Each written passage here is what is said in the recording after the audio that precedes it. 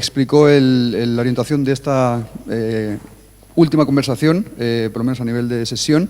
Entonces, lo que quería pedir a las personas que están aquí sentadas ahora es que se escojan entre los puntos que ustedes han identificado o que les ha parecido relevantes del evento o desde el evento, 2, 3, 4, y que lo comentéis entre vosotros para agregarle un poquito de valor y a lo mejor llevarlo un poquito más hacia adelante.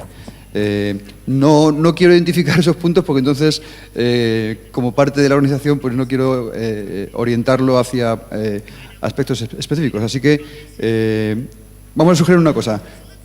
Pensar en algo cada uno que os ha parecido interesante de lo que habéis escuchado, tal vez no tanto de vuestra intervención, y entonces nos basamos en ello para conversarlo, si os parece bien. Así es democrático, abierto y amplio. Let me repeat it in English because I don't know how the translation went. Think of one topic from what you have heard, one of the conclusions you have heard, preferably not yours, the one that you already articulated, and then we know what to base our half hour of discussion about. And then please talk among yourselves, and then we can also ask for some more opinions from the floor. So, I don't know, Vikas, from what you heard just now, what called your attention? What would you like to... Okay, sorry. I already have the mic. Thank you, Manuel. I mean, I think we got a reality check in the morning with Najat taking up the floor and reminding us that this is a development forum, you know. There's a development agenda which has to be addressed. And I think for me, that's the lens I'm going to use to look at all the discussions we are having. Okay. And development for me, it means that, you know, people have to define development, as, you know, my colleague already mentioned, you know, whether who defines development, you know. I mean, is it simply giving solutions and assuming that solutions are working means development, or does it really mean that you're able to improve, you know, either the opportunities for yourself? So that's would be my starting point. So one point is a wake-up call about this is development oriented. Let's keep that in mind.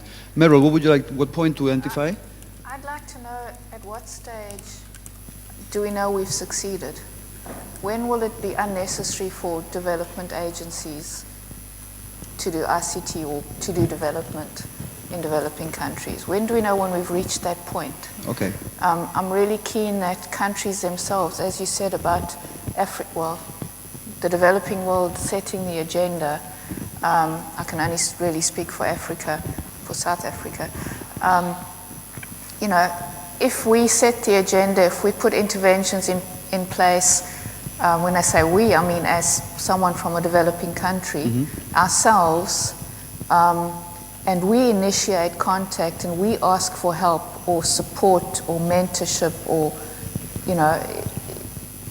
How do we know we're in the right path? How do we know when we've reached that stage? Okay. And I might add perhaps the point made by Nacho before, and how do we know if, let's say, cooperation agencies are helping to achieve that, and perhaps not detracting from it. Anriette, a point for discussion, not an elaboration on it. I think the party should be on the first night, not on the last night. There will be a big debate about that. I think that, I mean, sorry, is it working?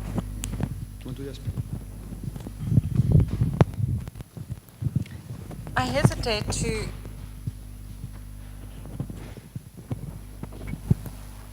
Is the mic working? In a way, I hesitate to even try to synthesize solutions or proposals, because I think that it is such an imperfect process.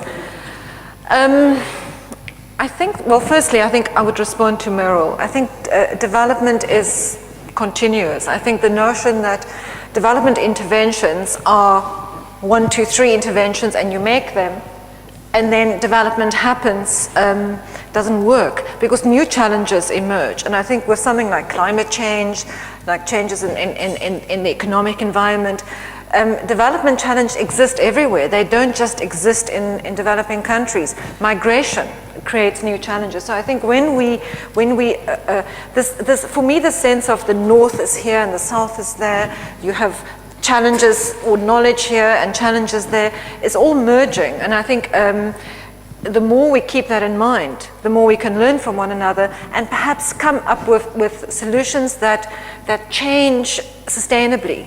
You know, for example, we can't just look at changing.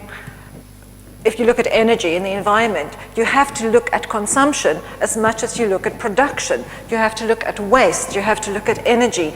And so I think perhaps that kind of thinking is important in our analysis of development, to have a holistic approach. But I think where we sometimes go wrong is to try and be so holistic in our implementation. And there I think, and this meeting here I think has repeatedly brought that up, the simple things, listening to people. As Kentaro was saying, if you're an innovator, go and live in the community, experience the local reality. So maybe that is, I think, what I'll take away from this is to have a holistic analysis, but when you're developing solutions, keep them quite close to home, link them to the community, and make sure that they meet some needs. They might not meet all the needs you would like them to meet, but as long as they are done with integrity and openness, I think that there'll be benefit, even if it's on quite a small scale. And then there is the need for the grand scale. And I think, as I said earlier from the floor, I think the challenge for development cooperation, who are under pressure from parliaments, from internal political processes to show results. And development finance is very much part of national political processes in the north, in developed countries. So that's a reality, you can't wish it away.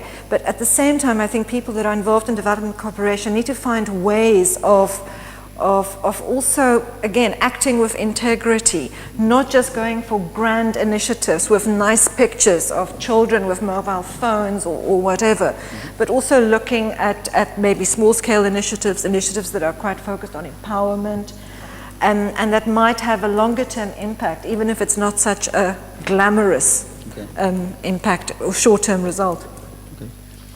Just to add to something that she mentioned, when I work with students at the university in development courses, we say at first that ICT for development or anything for development is for everything that the South countries do. You were saying yesterday that you do ICT for us, right? For everyone. And I think we need to keep that in mind. Development is not exclusive of the poorer countries. Development is human development is everywhere. It's also even in Sweden and these kinds of places. Najat, let me pick up on a point for you. How do you respond to Anriette saying, how do we talk to, let's say, national governments and official agencies from those governments to understand that, first of all, the issues are here. Secondly, that they need to, let's say, have a good analysis, but focus towards simple solutions. When they ask for results, how do you tell them that some of the results are, a long-term coming? You've worked with a lot of governments. What do you try to do? Yeah, actually, I would like to put it under the strategic umbrella, and I think the Development 2.0 could be like the strategic umbrella, and it means a lot of shift. The shift in what is multilateralism. We need a new word for that. I mean, the multilateral organizations so far, they were representatives of governments. I mean, that's the way it worked. Since 60 years, UN was representative of governments. And the development agenda of UN was coming from the governments. I mean, this we have to keep it in mind. It's not the development organizations that should change their development agenda, because they come with something that was built out of a consensus in different instances. So that's one. So we need really to bring different stakeholders, and it's really about time to change this way actually of designing and discussing and coming up with the development agenda for when it comes to human development. So I really think it is somehow addressing what you are saying, but not completely, of course. And when I say a new multilateralism, it's a business re-engineering also of the way of integrating priorities. when you bring a civil society to the table of negotiation and discussion, when